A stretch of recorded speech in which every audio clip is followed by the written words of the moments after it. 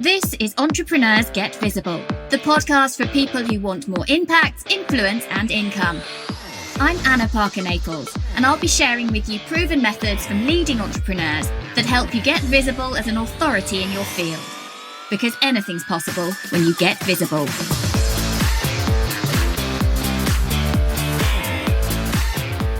Hey, and welcome to this celebratory episode, number 200 of Entrepreneurs Get Visible. I have now been hosting this show since October 2019, so we are a little over 18 months old, and it has been one hell of a journey. I had got planned for you. I had got planned that I was going to do a massive song and dance and push it out there and do a full week of really heavy invested episodes, much like I did for my 100th, where we had compilation of guests that had been on previously and we got them all to co-promote the episode. We did episode 100. I was interviewed by somebody on my own show from a slightly different angle. I had a little party with some friends on the podcast, all sorts of things really to kind of re-energize the show. And I actually sat down a few times over the last couple of months to try and work out what I was going to do for the 200th. I guess that I feel a level of responsibility to do something to mark the occasion because I teach people about successful podcasting. But I kept feeling really heavy about what I was going to do because it was feeling overly complex at a point when in my business I've had such incredible growth, and what I'm trying to create for myself is a lot of ease. So my first incarnation of what was going to happen for this episode, in fact, we put out one post about this a couple of months ago, was that we were going to invite other podcasters on the show to promote their own show. And it just didn't feel right. It just wasn't sitting with me.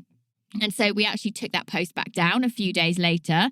Then my son came up with the idea that he'd like to be on my show at some point and ask me all sorts of questions. I think he's 11, so his concept of coming on my show is that it would give him some YouTube fame because that's all children want at the moment. And actually, when it knuckled down to it, he then changed his mind and said he didn't want to do it because actually what he wanted to do was kind of make fun of me, and he didn't feel comfortable doing that in public, albeit on audio only. So then I've sort of sat for a few weeks thinking, well, what am I going to do? To get to 200 episodes is something that I do want to celebrate. I do feel incredibly proud of what I've done with this show. And I am going to take a moment to run you through what we have done with this show.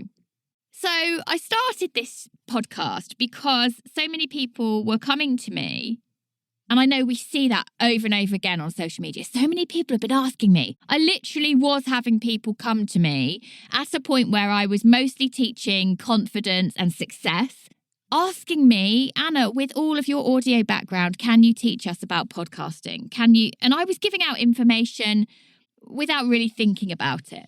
But I had this moment of clarity that my past knowledge about audio could really marry with my desire to help loads of people across the world to up-level. I had a podcast at the time, which was called Inspiring Mummy Club, which then rebranded to Inspiring Success. It's actually, as of this week, no longer available on any of the platforms. But we had left it live for a while, even though I wasn't adding to it. But I felt very strongly, if I'm going to teach someone something, I want to have done it undeniably successfully myself. And I knew I had a very successful background in audio, but my podcast, although it was doing okay, wasn't spectacular. So I decided that I would, as I was launching a podcast course, that as I was running that course, I would put everything into practice that I wish I'd known with the first show. And so Entrepreneurs Get Visible was born. The reason for this show, the show name, was that my very first book is called Get Visible, How to Have More Income, Influence and Impact. And I wanted the podcast to have as much reach as it possibly could in the early stages, so that I could launch the book off the back of it. It's kind of hard to put myself back into that situation 18 months ago where I was just dipping my toe into teaching people about podcasting. I was a bit resistant to it, actually, if I'm honest.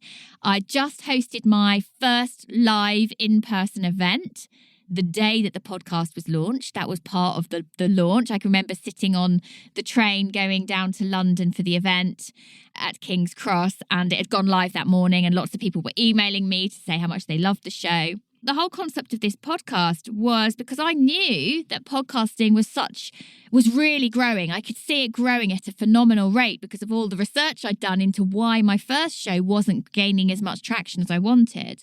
And it was created to give me space to teach the stuff that I was learning myself, at the same time as connecting with some great associations, having some amazing guests on, having conversations that matter, that make me tick, that make me come alive, but at the same time could make a difference to other people's lives and businesses. That was kind of always the plan for this podcast.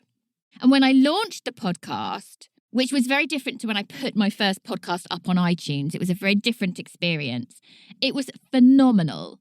Absolutely phenomenal what happened to this podcast because I'd done everything the correct way.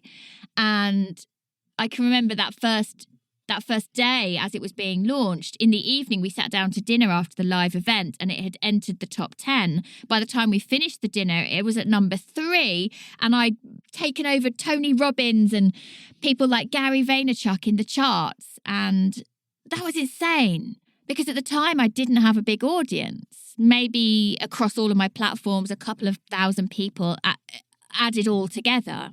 And it really felt like I had staked my claim, put my stake in the ground, if you like, to say, okay, I can own this. I can own this visibility and I can own the success of having a successful podcast. And I was really emotional, actually, around that period where it was launching, because I felt like I'd found my flow. I'd found my thing. I'd found my place in this motivational online expert space. And at the same time, I was live delivering this podcast course.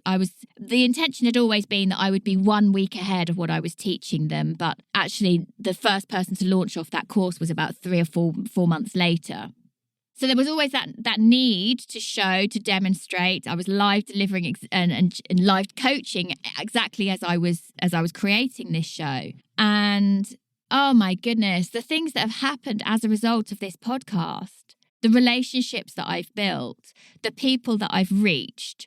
When I look at the metrics behind the scenes of this podcast and see how many people have listened and how many countries we are in, when I look in the podcast charts across the world in all sorts of different countries, in all of the top entrepreneurship, marketing, business categories, this show has been in the charts every single week.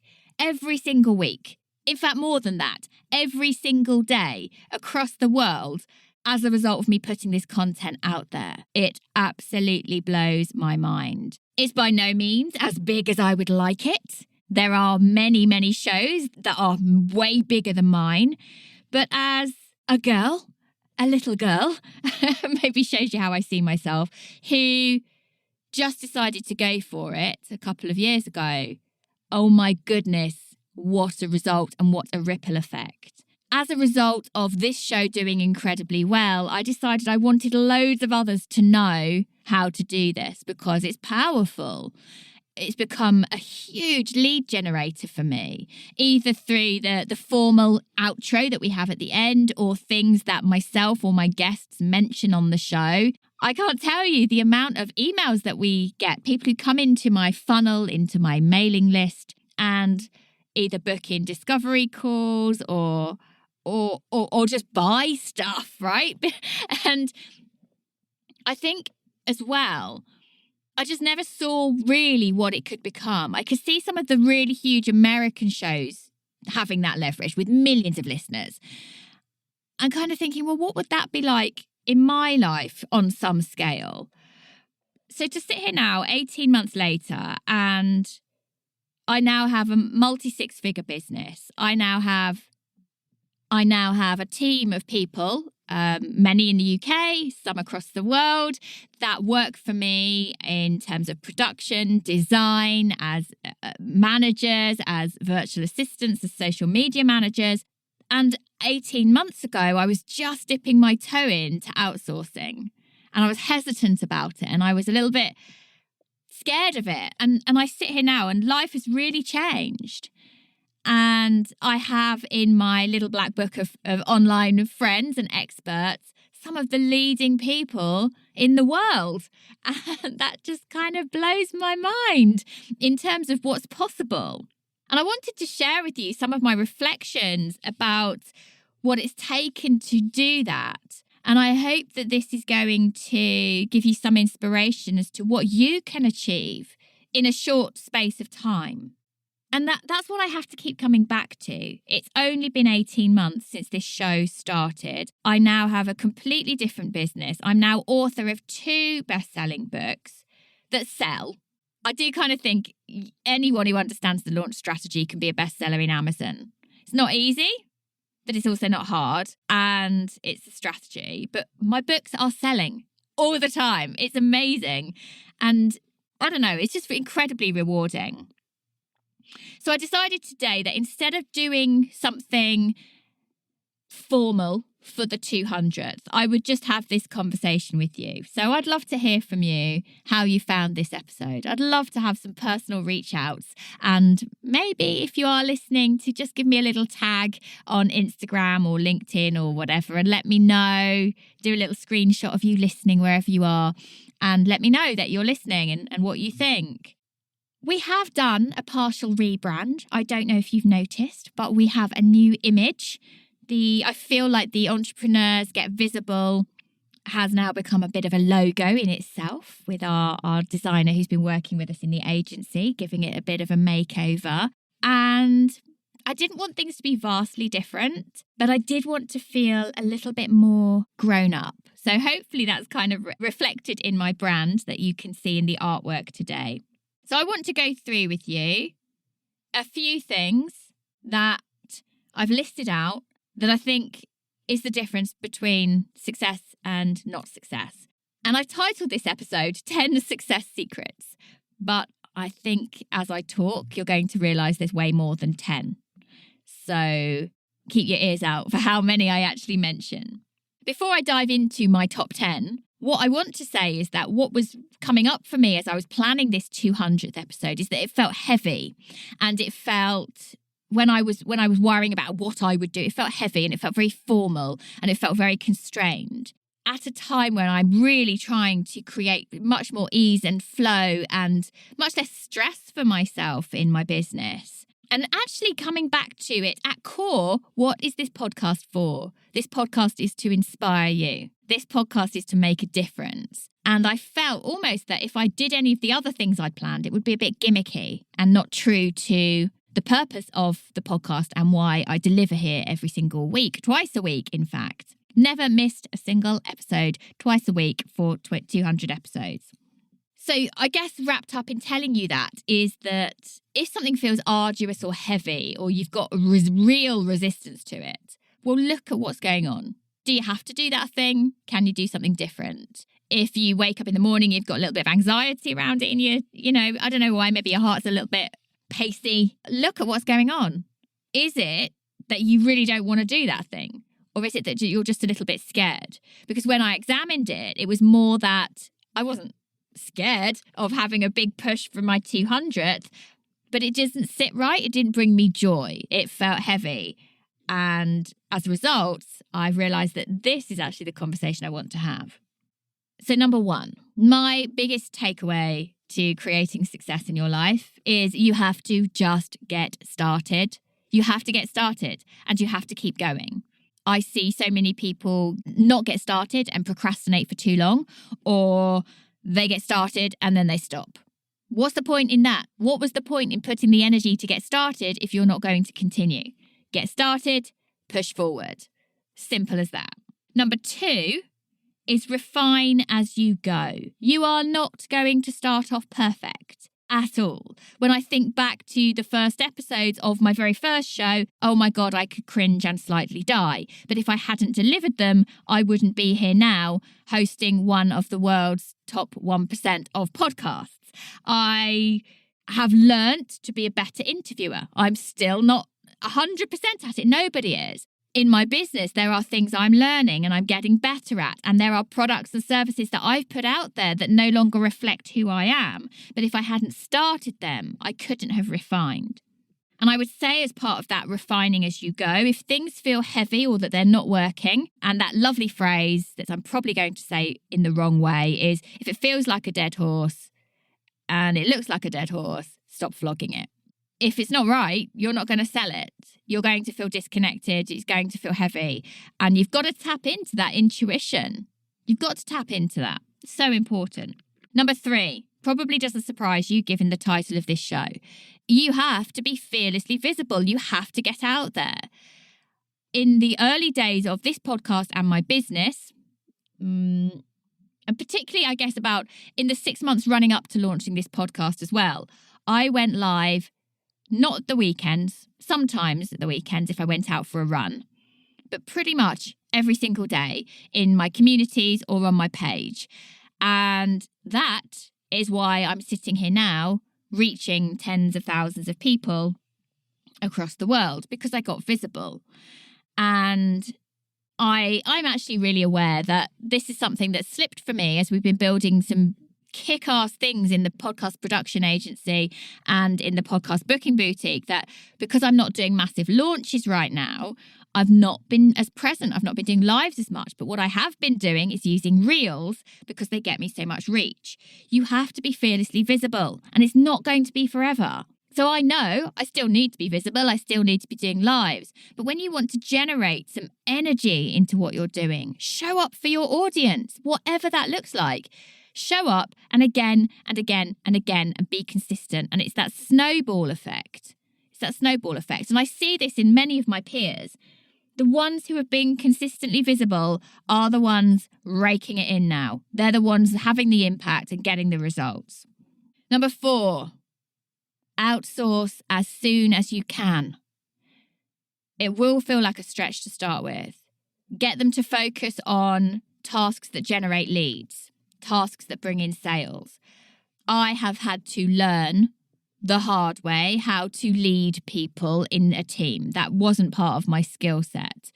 I've had to take myself from being solo entrepreneur with a VA who can help me, please God help, because I'm too busy to do everything, to now running a mid-sized team as a personal brand business. And I have had challenges with outsourcers and freelancers. Some have been incredible and gone the extra mile. Others have not. And that's challenging.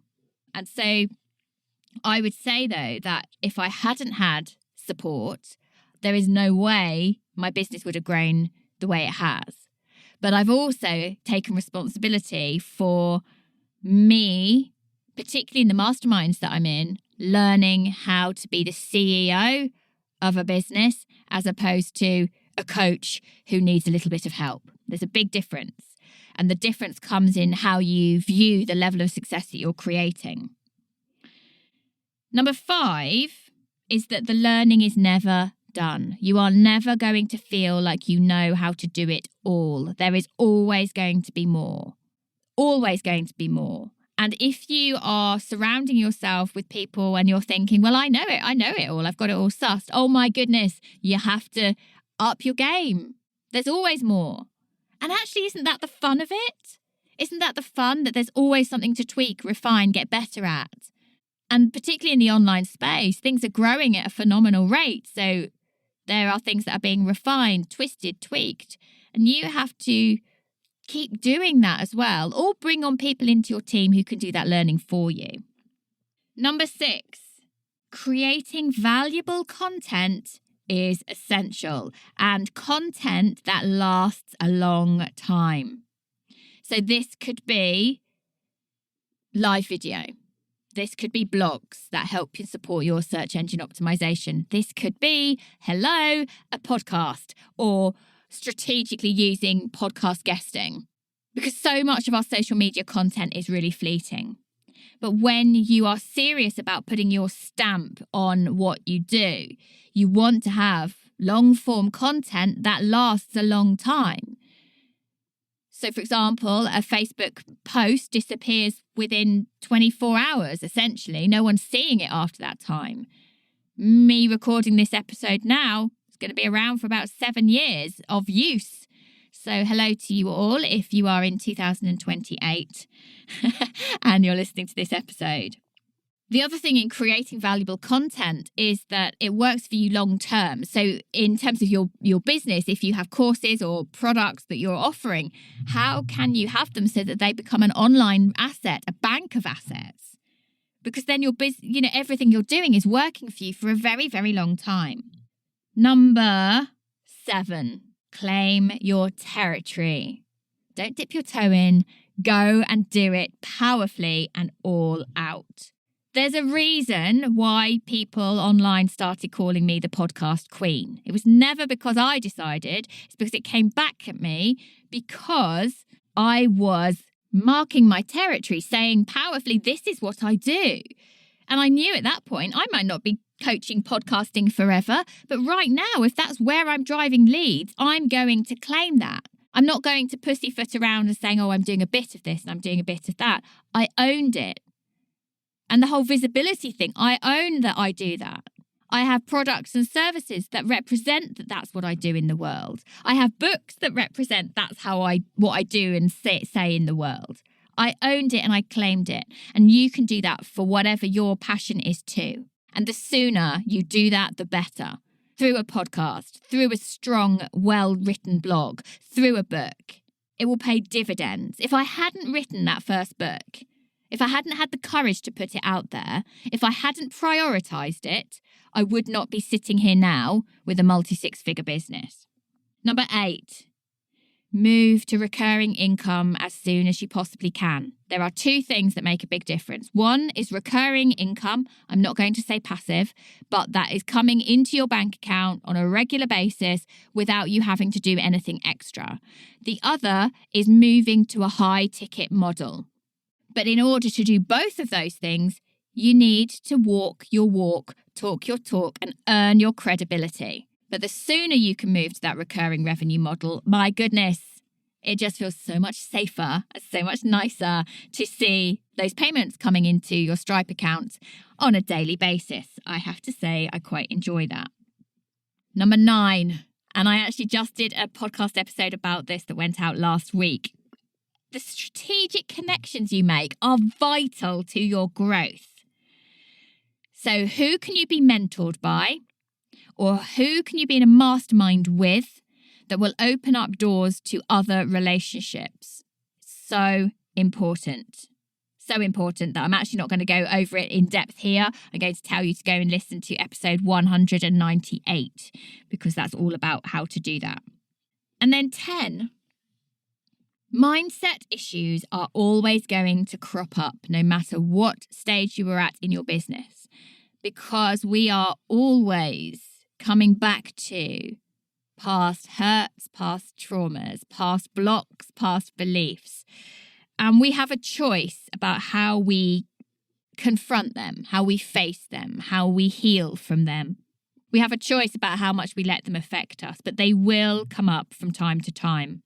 And you will have things in your business that don't go well. You will have launches that don't go well. You have team member issues that are uncomfortable. You will have clients who don't like the work you do. You will have clients who don't end up being the way you believed they were when you agreed to work with them.